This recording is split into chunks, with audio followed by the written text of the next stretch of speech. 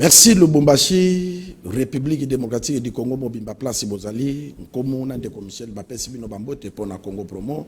Bonne année na Mabota Nyonso parce que c'est premier numéro il y a 2022.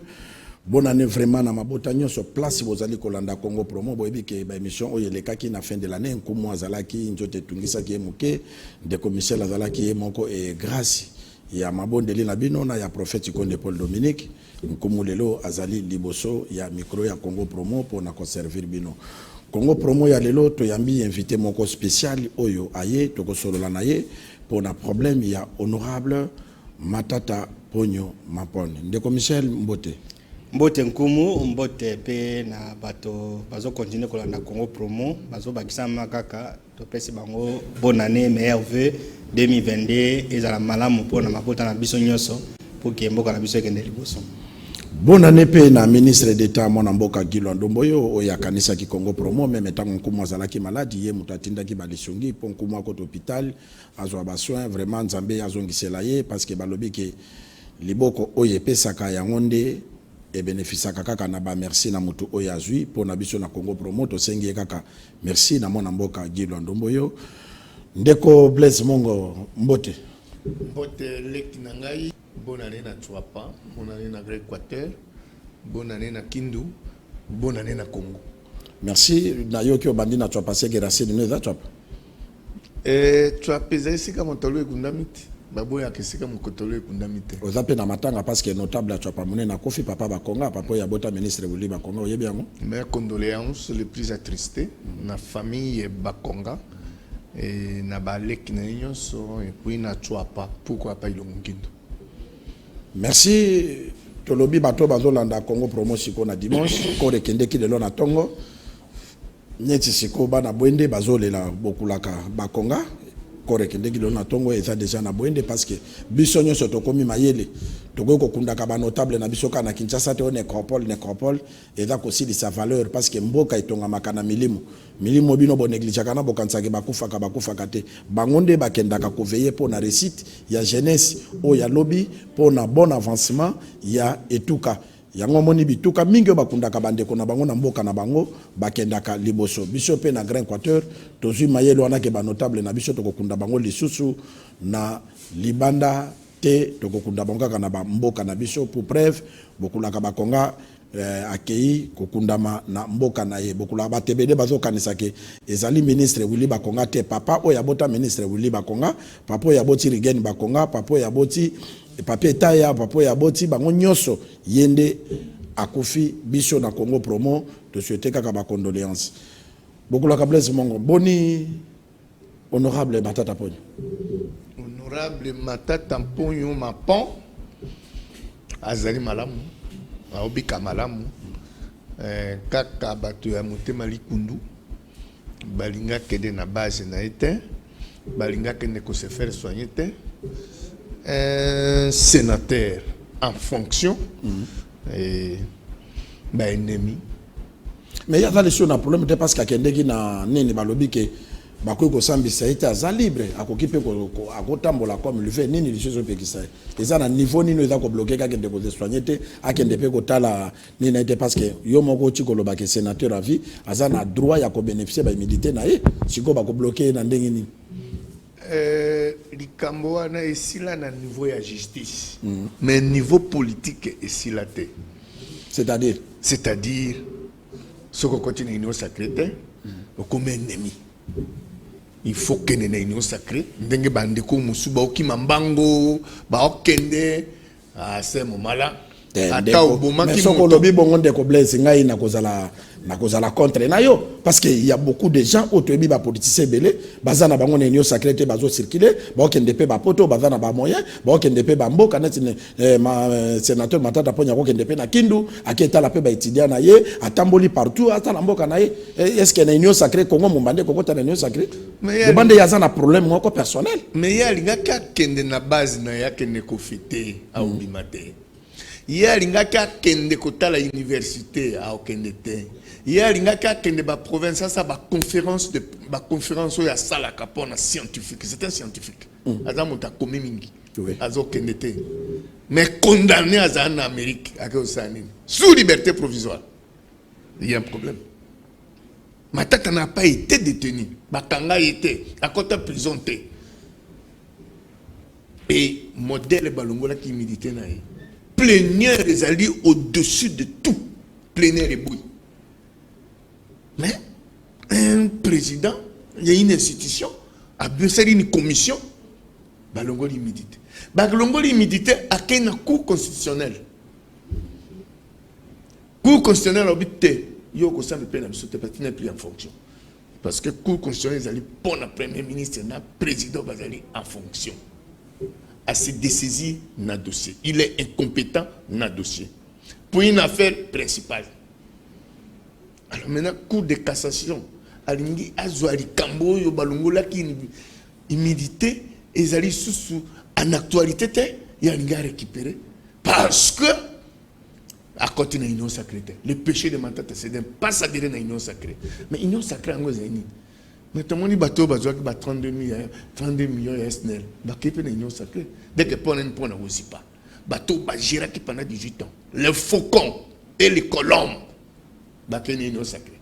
Parce que si on continue l'union sacrée, aux ongi mon Christ, aux anguilles soum, Matata, ni bon côté. Parce qu'à mon gestion claire, c'est un homme de la rigueur. C'est un homme. Enfin, on appelle ça Michel Malobandeko. Au monde politique, en bon cannabis, c'est un dengeni. Ce qui n'a pas pembeni ya ndeko Blaise Mongo, na komi ko sala buzo balibanda, Blaise Mongo a yébité. Est-ce que cause à la tête que batunde bossa de trafic parce que na ndenge to yebi président Félix Tshisekedi yemu ta fandi c'est état de droit. État de droit ezate que batunde so base à la nation sacrée. Est-ce que makambo wana sénateur Matata Ponyo akotaki ayebisaki mokonza ayebisi mokonza mboka makambo wana ke tala makambo bazo sala ngope cause à la paix makambo zo sala même mokonza mboka yebi na été pe balatseka casquette. État de droit chez les Européens. État de droit, il fallait passer un embouchement. Mais Mbongo. On a pensé mon Konzamboka a condité à dénoncer Ango. Il n'a pas ça comme Mbongo t'a réalisé. Ça prouve que état de droit d'autant pour la bien. Et ça n'a parti plité de go. Comment ça a beaucoup la cater. État de droit est arrêté que au Yibi, mais sanctuaire a été. Et quoi ça là-bas? Non. Et quoi ça là-bas? Mais moi quand qui n'a en Suisse pour la francophonie. Il faut dire là comme en Suisse, pour y avoir l'état de droit. Il faut dire la Bilomba, Kendel, Adjonga Bruxelles, pour y avoir l'état de droit. État de droit, c'est pour la Colombie militaire à Matata. État de droit, c'est pour la communauté prisonnière, qu'on appelle la liberté provisoire, pas qu'on a poto. L'ordonnance de mise à liberté provisoire au Baranine. Sauf que vous avez une mise à liberté provisoire, au Kokoma na stade de martyr était un coup. Au Kokoma na porté, au Kokoma na aéroporté. Non, état de droit, Yangoana. Mais il y a un détenu en liberté provisoire et c'est rémunéré dans l'ordonnance de mise à liberté provisoire. Parce que comme il firmé dans 4 avions à les États-Unis. Qui vous dit qu'à Ozong? Bon, vous savez qu'à Ozongité. Cour de cassation, on appelle ça liberté provisoire. Mais état de droit, de prévenir, juger pour une même affaire. Jamais pas de mise à liberté provisoire. Parce que c'était les mêmes condamnations. Ça s'engagait, ma pèse à la liberté provisoire pour 50. Yo, mon tobe, la montée dans 80 quelques années, un hôpital. À 5 la liberté provisoire était. État de droit, comme nous comprenons bien. Ou un état de droit? Non. Michel. Merci Kumu. Alors, makambo ya Kosba Bilonda, na baona muso dokolo bela na kata promo, Congo promo, makambo jimai. Ndenge chez Ozeda Gendega sala constant na Kasai et puis asa zongi to ko lobela ngo. To lobela ngo si ma poser un ndeko Blaise question. Tozonga na makambo ya Matata Ponyo. Matata Ponyo. Balongo ba immunité na ye procédure ezali bureau. Eza bongo soki ba député na ba sénateur ba na vacances bureau ke sala bureau e sala. Ba yaki o bureau e boyaki o plénière e boyaki ezali makambo ya Bukanga Lonzo. Nde plénière e boyaki. Mais na makambo etali oyo nani ba dette extérieure wana ya kofuta mnyongo ya banani yango biro alongwa ba immunité dossier ana ikei na parquet et comme na cour constitutionnelle azolo bake selon Matata nde tolandaki na plénière ke basala ye nani ba juge ba monaki eloko ezate non lieu salamaki sikoyo dossier d'abord dossier oya muke wana o balongwa ba immunité babi non lié ezali mais non lié ngopé tozomona ngopé te passer bureau ya modeste bati bazo zelaka mukanda oyo ke no baji babi ke no disons pas baji passer comme na niveau baji te pas procureur qui est en tout cas na dossier ya ba dette non lié ezali mukanda yango bazongi si immunité mais sikoyo soki non lié salamaki pourquoi ezo umelake mukanda na greffier ko kelozo bazongo je crois na $100 ben c'est matata zozanga $100 ou bien non lié salamaki te o répond non na wana aprendre na kozonga na dossier ya bukangalo. Merci Michel. Yo za malade po ebisa monganga obi pasolanga yao. Justice c'est ça justice. Dossier au lobby ezali dossier à génisation. Dossier à génisation ba bengi matata. Ba kei kotala na kati yo GDEP. Ba trouver que l'ancien DG de l'OGDEP a qui un problème on a ba kamati ba tiena na prison. Et le DG à lobby et là comment que futama na génisation ezali te. Ba idamiser montomoko te. Il était en prison, Bakay Kolongolé en prison. Neto Lobasco a été directeur à cabinet du ministère de la Finance. Azaïkou avant même Bakanga, il a déjà cabinet du ministère de la Finance. Bakangi. Alors, c'est quoi? Ce qui peut, mon taux a certifié qu'à Badet, elle était 0 au GDEP. Au GDEP, à Monique, a certifié à Yangote, bah, fouta Yangote, l'état fouta Yangote. Yo, on a ma tête en on a ma tête, pourquoi?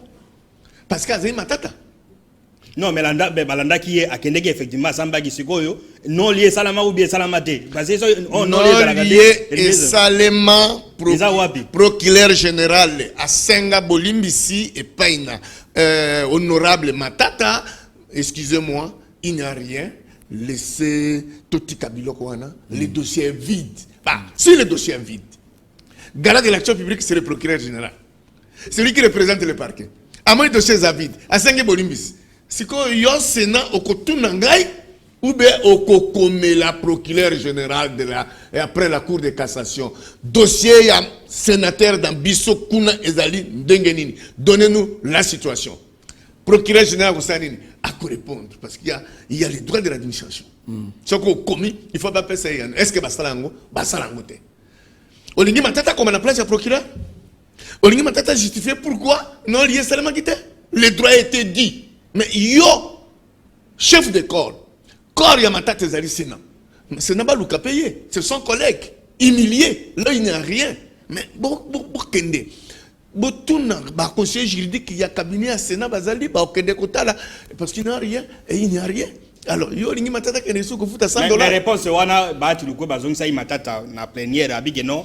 Mais la biso document. Donc, yo ne gozo le bana na sens que il faut maintenant ni bata comme la procureur à cour de cassation ou bien place dossier d'ali que non dossier à madame des Andérini est-ce que ça là non lié comme ça donc c'est immunité ou bien c'est Matata qui devait prouver que document yango yo c'est l'inverse donc est-ce que muto malade ndako sengo bien médecin ndako pesa ndeko Michel l'air balongola qui humidité il y a une correspondance entre la cour de cassation cour constitutionnelle na Sénat les deux institutions balongola l'air balongola qui et l'air basenga kiango y correspondance. Mais les correspondance on écoufité.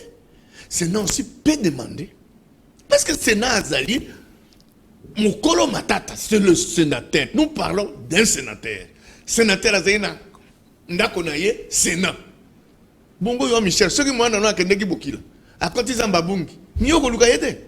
Il faut moi na comme si Azali non, papa yako lukanga à côté Zambate. Papa n'a lukanga mona, papa Matata Sénat. Parce que Matata salut sénateur. Mais yo Sénat kende komela ils ont mis la tolongola qui milité. Il y a une non lié. Qu'est-ce qui se passe? Djongi sabi so muto nabiso. Comme c'est permettre à tout ça l'immunité. Est-ce que bureau Sénat salaki a sali angote? A sali angote pour elongi droit et commis politique. C'est pourquoi j'ai dit c'est l'acharnement sur le plan politique. Dans sa marche arrière. Matata a été combattu depuis longtemps. Le FCC n'a pas perdu. Croyant que Matata Azali n'engo tielanga bato boye na mosala atie n'engo pesa biso ba million apesi non c'est l'acteur principal de la bonne gouvernance c'est quelqu'un qui a la rigueur dans la gestion de l'État c'est un homme d'État oui ça vraiment na dynamique na politesse na discipline wana ami pesa ami créer ba ennemi na peut perdre ayi komi créer ba ennemi na FCC Bokangalonzu. Mais il y avait qui était ministre de la Finance. Vous savez pourquoi qui était bien parce qu'il fallait, il y avait Mourangaya qui bloquait le fonctionnement de Bokangalonzu. La guerre a commencé depuis longtemps. Là, il y a ailleurs, financement, il a bloqué. Croyant qu'il bloque Matata, il est en train de bloquer la République et le peuple et la population qui était servi dans Massanguya Bukangalonzo. C'est ça la guerre Bandakala. Et aujourd'hui, Matata était chef du gouvernement. Qui planifiait le projet de la République? C'est le ministre du plan. Qui donne l'ampleur sur l'économie de la République. Qui était ministre à l'économie. Pour donner du travail à la jeunesse. Créer misala kota la entreprise pour mboke za malam. Nana zaki ministre à travail et prévention sociale. Banani wana ozotanga poste na misa do na boy ko sala zaki ministre économie zaki travail pour prévention zaki ya plan donc wana olingo babati na moma wana na dossier Bukangalonzo babati te même le commissaire na lingi na sala publicité na motote ndenge bo mesa na ko sala ma poids politique na ngai zaini poids politique ezani bongo soki poids politique wana ezali soki nini oyo Ngoy Mbulunda na pesa ka ba député un numéro ba député na liste parce que ozaki na kawana quand ezaki mabe koleka et okeni nyo sakendo comme na kamala poids politique ezani et puis na ngai na bino na twapa to vota ba to vota ba salaka te mais bon ba numaka ba salaka ozaki ministre du travail na même gouvernement ozaki ministre de l'économie na même gouvernement ozaki ministre à plan na même gouvernement le roya kolobolobi c'était mauvais hier aujourd'hui c'est bon te bango bato mabe ngamu to malamu na mna boîte wana tozaki bato bon tozaki biso na boîte wana soki ekotina biso to zinda mayele ya lokuta okamati boîte zozinga okamati okimi on se retrouve dans mon clic comme on a dit na kati ya boîte te non assumons c'est pourquoi Matata zo bangisa pas bokene union secret mais lobe ko comme union ya bololo Matata lobe na lingi na mela kinini te polaire ko beba bila po na oke ba comme loba bila ya ko kabola to kabola bila ba kabola ka bila te candidat zalaka ye moko juge na peuple ba juger olingo kabola bila bilango bokabola ndenge nini mbongo arame yango oyo ezokende pa iwopi eokabola na bato bazali wana ube ekende sika moko na bacomplice nango alors olingi tokabola bila ya ram mpo nini Matata alobi ngai na kokota kuna te parce que Michel tangela ngai eloko moko esalemi koleka immeuble intelligent na union sacrée tangela ngai nazoya opposé la question. Donc, l'État, mituna wana peut-être de kuma kotuna ba réalisation ya Matata. Mais disait eza na ne pas na. Ozana ne pas Michel. Ozana il faut que ba pas politique. Ba ti luko ba zoloba bon Matata bino eza acharnement ka ne ozoloba acharnement pour politique mais ba ti alobi mais Matata ngani na yo na pour politique. Nga za na 70 députés provinciaux. Na ba gouverneur nazala ba ministre nazala président de l'assemblée ya sénat nala ba membre na assemblée nationale yo Matata ozaka yo moko alors discours wana ya poids politique Matata zo représenter nini Matata zo représenter nini par rapport na Bati Matata eza yemo kaka indépendant est-ce que on peut mesurer nani poids politique ya Matata na ya Bati n'est-ce pas eza neti mboloko alinga akokana na njoko poids politique akongisa gouverneur ya Bukavu baboyi population balingité. D'accord, mais il faut dire que Bacha l'équipe sénateur n'a pas politique. Poids politique. Vous avez un ministre, un député, un gouverneur, mais peuple a réuni. Na poids politique na yo. Il y a poche na yo, il y a poids, il y a famille politique na yo, ou alors l'intérêt du peuple. Mais poids politique à Matata Zainin, à Tongi, 7 écoles. Poids politique à Matata Zainin, bah immeuble intelligent. Poids politique est Zainin, Congo Airways. Poids politique est Zainin, Transco. Congo, poids politique est Zainin. Macroéconomique, la stabilité des monnaies. Soda, comment on est dans la banque? Poids politique est Zainin. Comptable, il y a un bon côté. Quel est la banque au coût en bon honnête de l'audio? Poids politique est un servir le peuple. C'est ça qui fait le poids politique. Peuple, c'est qu'on va réfléchir. On nous marque bateau. Poids politique est même. Basson bavion, mon con. Et remplacer Congo Airways, même va dépiser dans la province. Les alliés, les athées, Matata. Poids politique à Matata, c'est les réalisations. À créer emploi. Poids politique, et ils ont formé des jeunes. cadre lobby d'administration, poids politique. Poids politique, nous les années. Qu'on soit immeuble, pour n'importe nayo, pour la famille nayo, pour la vie non personnelle, c'est ça poids politique. Poids politique, vous avez servi le peuple, vous avez commis servir yomoko. Au lieu de comparer poids politique dans moto à Tongi Bandako. Gouvernement de la République qui n'a pas combien 600 000 $ débloqués pour pas foutre Bandako Yabato. Mais les lois qui ne cité moderne, l'administration, na royal. On a des lignes tout le monde ko. Nazoya, poids politique. Oh, bozo kumisa, port profond de Manan. Qui en est le promoteur et le projet. Matatampoy, tout doit port ya monene. Poids politique. Na lo légué pe na so ngo que de bonne école moderne zawana. Cette école. Poids politique. C'est ça, des réalisations. Poids politique. Au service du peuple, alors, est-ce le Gwani Boutuna Moui. Matata Ibate. C'est Boutuna Matata Zab. Moui. Bati Azab Boutou. Parce que. Moutoyo à Kabolaka. Revenu à Mokanabato. Mais pas à Kabola. Mais il y a Kabola. Mais il y a un élite du peuple, il y a plaidé pour la population. Élite du peuple. Élite du peuple. Ceux qui ont le problème dans la Kindu, député à côté, a plaidé, à Salaboy, à signé boy. Bon, bien sûr, à réaliser Biloko, on a même Moutou Azana, élite du peuple. Ou bien que Namboka n'a pas contacté n'a pas politique, Moutou Azana, député. Tu peux tout faire, mais tant qu'on a député, tu as comment est-ce que maintenant, dans ministre, moi, on a gouvernement. Ozalina ba député. Est-ce qu'il y a un député? Ozalina ba député, oui, ba fouta magate. Ozalina ba député, ba gouverneur, fonctionnement que négatif. Ozalina ba député, na ba province ba député na bazali, rétrocession à 40% exact. Mais maintenant, tu as un autre. Le 15 du mois, le député va dire bon, le gouvernement provincial fonctionnait. Mais c'est l'émanation de provinces.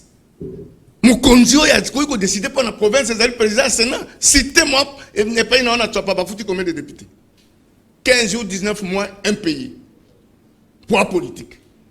Mais maintenant, tu as les 15 à foutu. Voilà le poids politique. Si le plan social, qu'est-ce de péréquation? Ils allaient exécuter. Poids politique, non, qu'à bateau. On peut se battre Moussala. Koumouyaka. Yako sa pe nanga. Ozo sala. Bana kumba oku fanzala. On ne peut plus les appeler honorables. Basé sur les députés. Pour qu'il n'y ait pas de députés qui résoudre des problèmes à la population. Voilà poids politique. Merci de Koblesse Mongo. Et là, on a Kolobaka qui pour nanga étant journaliste, étant congolais, et ça qu'on engagé ngai. Na yeba ba premier ministre ba leka na mboka na biso, mais en tout cas matata pogno a servant mboka na biso etikali ba Trump parce que ceux qui tokele lo na royal ezalaka na fingi ba soda te mais ba soda banda ko vanda wana ba immeuble ne komaki salité lelo ba ministre yebani que ceux qui ba nommé ministre à sport cabinet neza place boy ba nommé ministre boy ezali intelligence c'est une valeur nationale donc ezola que matata pogno vraiment asala ki pona mboka si ça verra aujourd'hui que tous les politiciens ou les populations bakosenga eza lokola ba matata ponyo na puye de Koblesse te makamba lobby eza bongo to ko changer rouge te comme noir vraiment matata zo mériter respect na république parce que biloka sali epesi ba valeur ba premier ministre ebele ba koma lelo ba riche ba koma kaka mbongo bango moko ndenge politique to ko taper na ndeko Michel pour na politicien congolais to lingi to lobelela yangwa to lingi ba politicien ba za lokola ba matata ponyo oui okoki pe ko koma na banda kuna yo mais intérêt à peuple paix est à la privilégier parce qu'on dit que les hommes passent les institutions restent. C'est quoi les institutions? Oh matata ponyo atike dibiso atike intelligent banda kwa na royal wane komi ba cabinet. Donc c'est ça oyo mboka elukaka yango wana eza flatérité mais étant journaliste n'a pas si analyse ne loko wana ndeko Michel Lwangi président de la République a sali plus de 8 jours na Grand Kassai oyoki ba information ebele étant journaliste oyiko lo bandeni na tournée ya président de la République na est na Grand Kassai. Merci Koumou eza interpellation pour la chef de l'État. Eza interpellation pour la chef de l'État. Peut-être nega kanisaka makambo ndenge lekaka à l'intérieur ya mboka ndenge ba memela ba rapport na ndenge akuti eza ndenge moko te. Interpellation pour la chef de l'État ya komona souffrance à population oyo population na ye tolobaka ke na mukuse ke po o continuer bien de commissaire chef de l'État tombé kaka na kolela o kabila banda kolela ke naza na 15 personnes te yebe peut-être kolobaka zata na personne na mutu moko te ça peut arriver mais tolobana on a côté ya o ya moni humblement à reconnaître. Oui. À reconnaître. Au moins, situation à Kassai. Ce que moni Kassai d'une manière générale, mais par rapport à la Banque mondiale. Bazan a problème à malnutrition à Kassai pour na kolia. Ngai na kenda na Mbujimai. Na sa reportage moko na Katanda. Donc la frontière entre Mbujimai na territoire à Katanda. Reportage en gros babi la guerre du maïs. So au moins ndenge bato bazo kufela masango ekota na Mbujimai na sa reportage les gars à la télévision. Mais situation depuis lors, situation n'a changé. En termes d'infrastructure, le président Yemoka na bandira neka kende yo e kangami banzeli zo sala mate. Gouvernement qui a débloqué bambongo awa pour la construction car na Mbujimai ba musu na compta ba FPI 14 millions de dollars batonga ba école le fils kata 6 écoles 14 millions de dollars mais et d'autres on a 2. Donc et sali mokonzi mboka et sali 14 millions ba pesa kina ni mindele be ba non ba pesi ba congolais ba bazo patronner yango eza ba conseiller chef de l'état et ebani yango tout ça na moni ku ba guerre entre IDPS na ba conseiller wana donc président sali passe et sali congolais passe ya komona ke président te sali ba congolais passe ya komona ke moi ba ressources ça nano ba pesi yo responsabilité que non le président ne peut pas aller partout gouvernement ezali tout ça même ministre ko maté yo kende ko sala mais ta la surface ne sali so il a dit intervention à chef de l'état na loja alobi makamomi bale par rapport na bato batuna ge problème ba salaire ba fonctionnaire alobi nako ba ko améliorer yango tout ça et puis tiro na sali espoir à chef de l'état izana on pour na ko résoudre des problèmes au yakuti na Kasai et probablement problème akuta na Bandundu na Équateur na banani eza problème ya 145 territoires yakoya kotonga yango. Donc, le président Zobageno, avec le programme, il y a 145 territoires, peut-être des mots qui sont peut-être. Mais même le programme aussi a des problèmes. Le programme, depuis le mois de septembre, l'autre comme le mois de janvier. Est-ce que le programme a 145 territoires et que ça lama? Point d'interrogation. Parce que c'était prévu, le premier ministre Yamba chinois, que depuis octobre. Il fallait balancer en octobre. Donc, le président Moni, situation de Gezali, est malongate. Alors, pour résoudre les problèmes, je crois qu'il faut prendre les taureaux par les cornes. Avoir une décision à Makassi. Pour nous sauver 2022 et puis probablement 2023. Décision à Makassi, c'est qu'on réduit le trait de vie de l'institution, qu'on quitte sa gouvernement. 54 membres du gouvernement, on peut maintenir 26 ministres, disons, il y a chaque province, ministre, le président a côté, tout au plus 35 ministres dans le gouvernement. Donc, le gouvernement, il fait le plus tôt rapide possible que non, même en janvier, pour résoudre le makambo. Parce que si le président qui a la même difficulté, a la même doléance. Donc, il faut qu'on réduise le gouvernement qui a 35 membres minimum, ou maximum. Moi, effectif, en bon érotique, parce que les frais de fonctionnement, la rémunération, on peut affecter une solution comme ça, 45 territoires, affecter un bon première possibilité. Deuxième possibilité, qu'on réduit conseiller dans la présidence est belé, y compris Moussa trempé dans la mafia. 1040 conseillers. Moussa Yanini, Toyamba écoute Moutoumoko ya IDPS habité na province de Bango, tu vas représenter na cabinet chef d'État, mais Moutoumoko dans Nimakata, IDPS Gounate. Pas qui dit c'est effectif, Yohana. Ce qui dit c'est moi effectif, Yohana. Au moins là que non, moi en bogue Kobombama. Et puis, chef d'État a lobby qui est par rapport à ma Sankuru Nanandaki, pour améliorer le salaire à bateau, recette et quoti. Mais avec le système de Oyo, même la recette et quoti, salaire à bateau, vous allez améliorer parce que l'administration publique est bateau basé et belé, la liste est donc fictif, bateau basé et belé. Alors, il y a un programme, il y a un répertoire, il y a un fonctionnaire, il y a l'État. Il fallait le ministre de la fonction publique, il fallait ça nombre de fonctionnaires. Parce que si bataille dans chaque administration que notre dans le temps, à ce moment on peut ajouter même je ne pense pas qu'on va ajouter des $100 par fonctionnaire et que vous même maintenant ça bataille à 50 par rapport à l'effectif donc et que ça la matin. Donc en résumé pour nangai chef de l'état pour résoudre makamama na Kasai.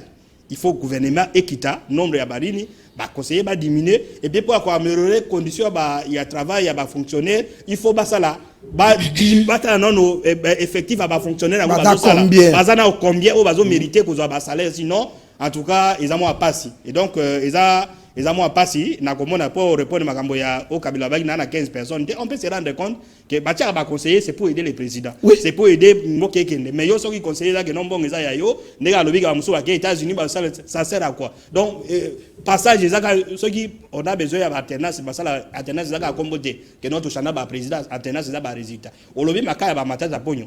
Oui, on peut honnêtement reconnaître que c'est l'un des meilleurs premiers ministres à Moka. Biso de dans un certain moment conseiller na kata gouvernorat ya province moko to ba no mona que rétrocession effectivement arrivé les 14 les 15 donc ba no futa les 15 premier ministre ya ko succéder après accord Tshibala je crois aye ko sala que non rétrocession et ba no koma au lieu dans les 15 et koma les 4 ya mois les 4 à mois na petit le lope et salama na ngopé petit le salami donc alternance ça ne sert à rien résultat alternance c'est ça que bah misale salama et salama donc en tout cas président Okena Kasai inauti na Kasai amoni ba résultat wana Okena bandu na Okena ba Équateur mais pour résoudre pour na kozwa ba mbongo salama tozo moi mbongo pour na ko affecter na ba 145 territoires il faut qu'on diminue effectivement ba gouvernement ya ba conseiller et puis même ko kada ba molima monsieur ya ba député ou bazozo ebele ba na ba invisible ba na boye bazana boye budget 2022 ku soko tali omona que nombre député na $9,000 ngo asa na ngonini. Merci Ndeko Michel Lwangi, vraiment président de la République. Nabenga yo full. C'est-à-dire salitien soit ba congolais ba ko boakela yo.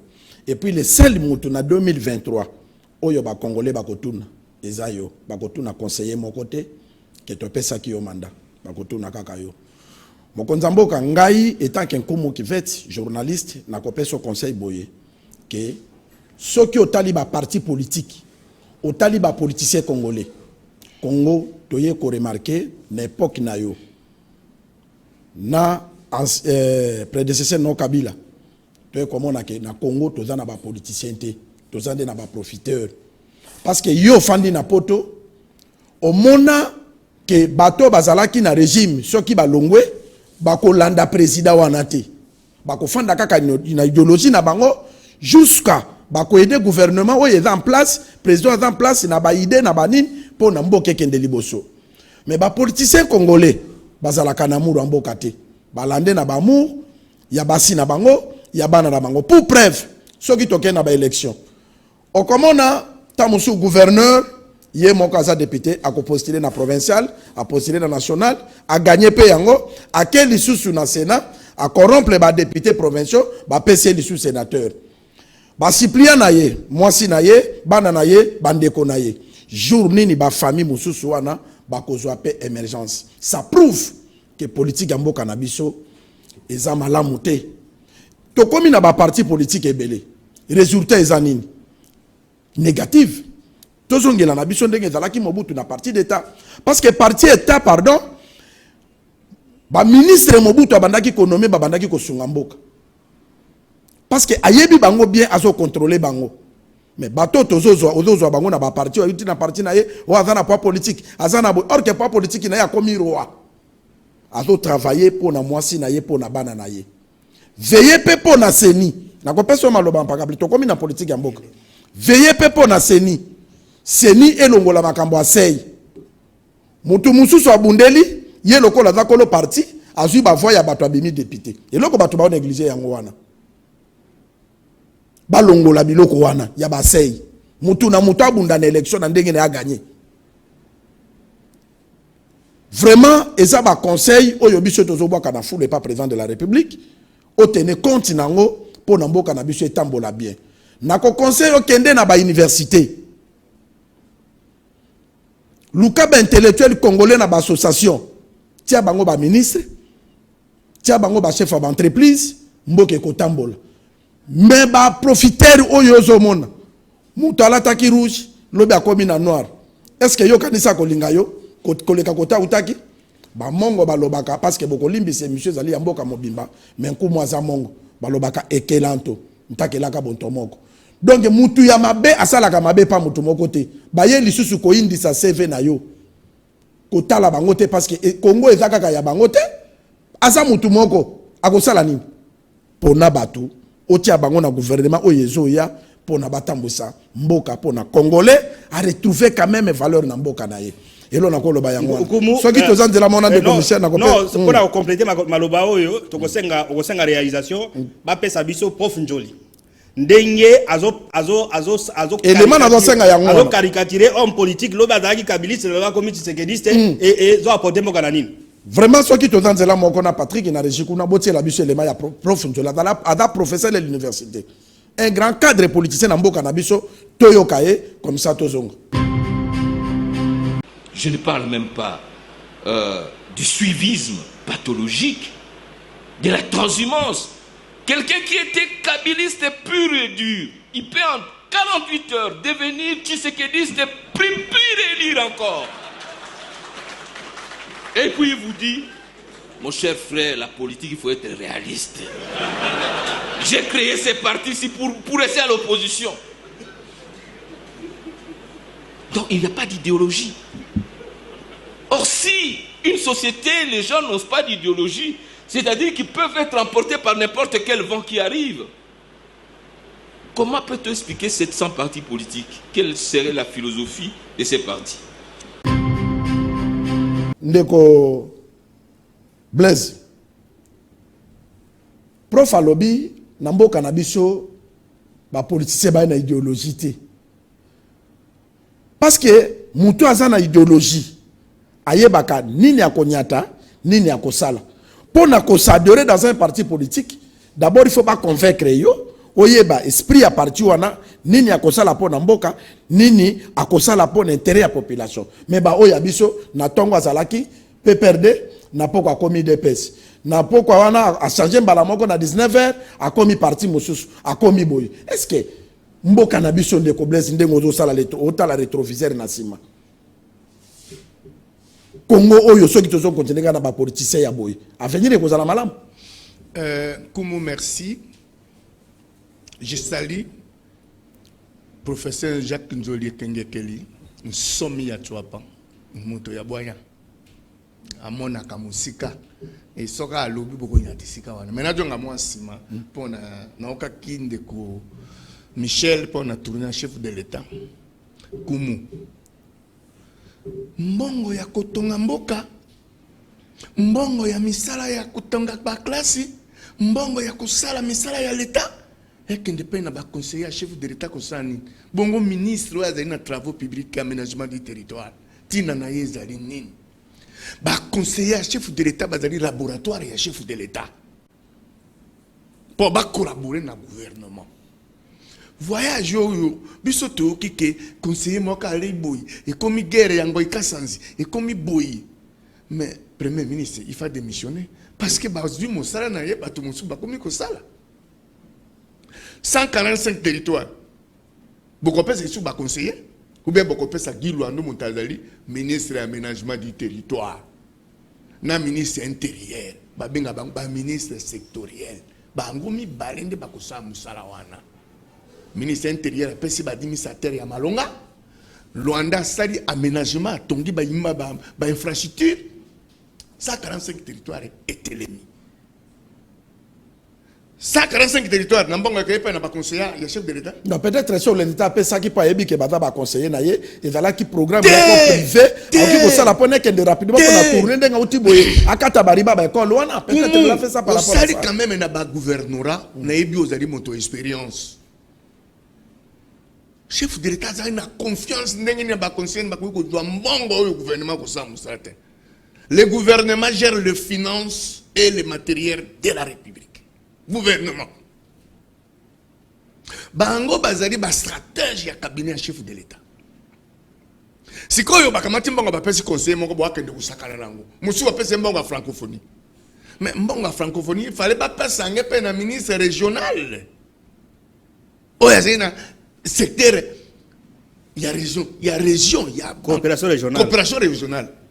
Didier soki nini Modimbu yeni faut pas passer mbongo wana ye mutako sala po abongisa ngo sikoyo Didier Chiyoyo akei ko zwa mbongo conseiller de l'État Chiyoyo qu'est-ce qu'il a à voir là-bas parce qu'il y a tout un ministère pour ça mais assez a démissionné déjà a démissionné après avoir koyi mbongo na démissionné sima sikoyo balongo libiso francophonie ke na Rwanda et qui est officiellement de. Parce que ministre de Finance, l'autre ça connaît presque, bah ça là à peu près 6 millions d'euros, au yeko ça là tout ça, qui n'ont pas financé, mais ça les ça mais on sous-entend bah zolo bah qui ne Rwanda mais qui est officiellement de donc 6 millions d'abord. Au lieu tolingeto tonga bandako awa na village olympique awa yoka na pesa élément na permet il y a 20 mai et ko sala maté il fallait que bagende ko sala ba omi ya inikini pour gouvernement réhabiter ba omi ya inikini ba tête ba uta ba pays francophone na ba ko za loger kuna na ki ke omi ya inikini ko sala maté mais on peut faire ba bandako préfabriqué pour que notre sauver honneur parce que francophonie ça d'ici quelques mois tout zonga les sous préfabriqué. Au 100 jours, c'est ma cambo. Préfabriquer les choses. Et si quand on a un biso, on tanga, on luka mayele, on a un kamate ba étranger, on tient bang. C'est que petit maman, bilo ka na restaurateur bosani, ba bloqué ba étranger. On monique, bazo ça la chef de l'État et lo komoko ezange lo kim elangi makanisi. Chef de l'État jamais. À quoi que ne ko inaugurer lo koyo ezali na subas maté. Ce n'est pas intéressant. Alors, yango dozongi siko na likambo poser une question. C'est-à-dire na sepeli mingi pour na promo mais bobenga katoya pour na Congo promo. Pour na Congo promo, bobenga biso pour toya ko pesa biso makanisi. Ulubake lokomoko.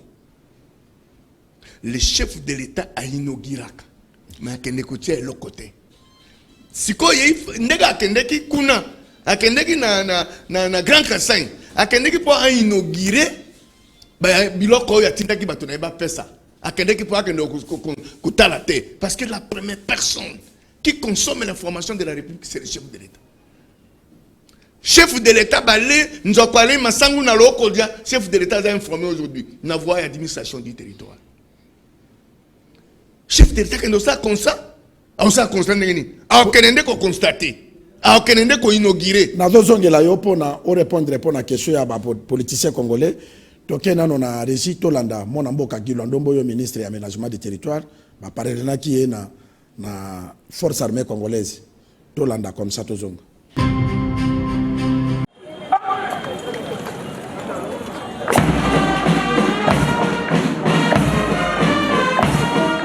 Clôture, c'est mercredi 6 janvier 2021 de la 32e session de formation à l'école de commandement et de l'état-major, en présence du chef d'état-major général de FARDC, du ministre de la Défense nationale et de plusieurs autorités de l'armée et de la police.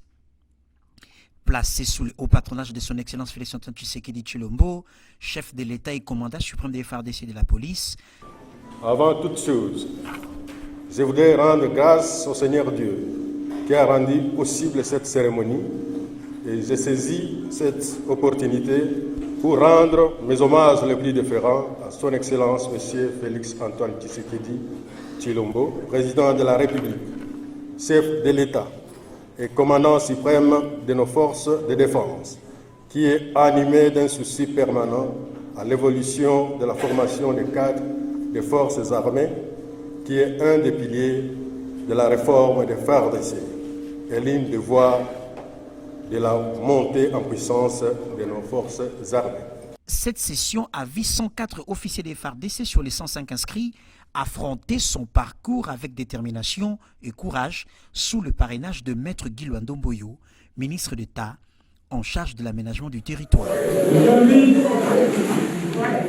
Donc, représentant personnel de son Excellence, Monsieur le ministre de l'aménagement du territoire, de bien vouloir permettre cette pays.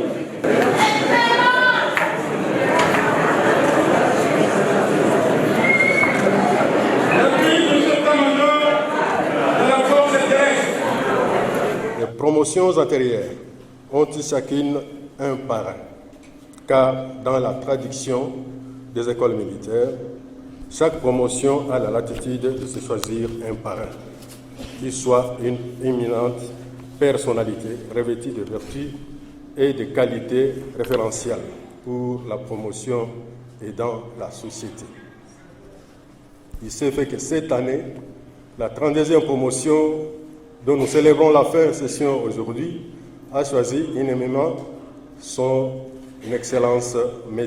Gilwando Mboyo, ministre d'État et ministre de l'Aménagement du territoire comme parrain, que je remercie pour avoir accepté cette demande. Cette session de formation traduit donc la volonté du commandant suprême de renforcer les capacités des forces armées de la République pour la sécurité du territoire national et la restauration totale de la paix dans certaines poches d'insécurité.